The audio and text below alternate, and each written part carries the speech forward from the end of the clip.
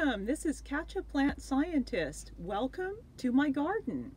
Today I'm going to introduce you to one of my new exciting squash in my world famous squash collection.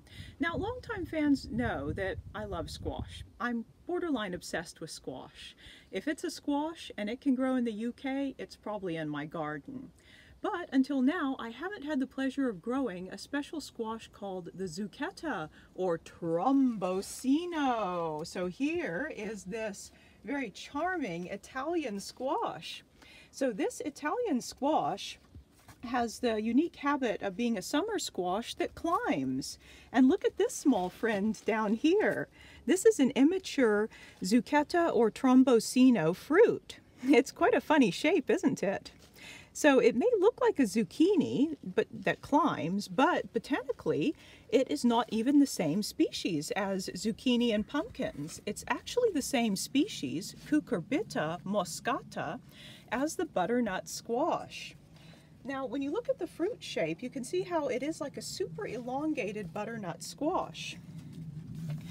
So these were bred in Italy, and they've only recently become popular in the rest of the world.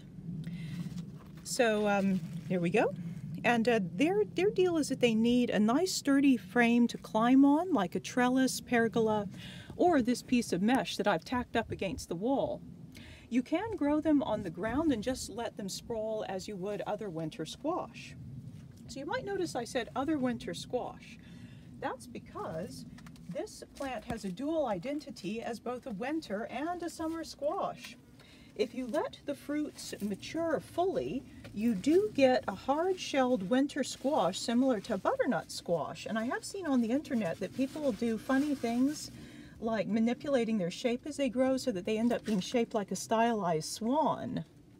But overall, the consensus is that Zucchetta or Tromboncino are much tastier as summer squash. They're like a zucchini, only firmer and tastier.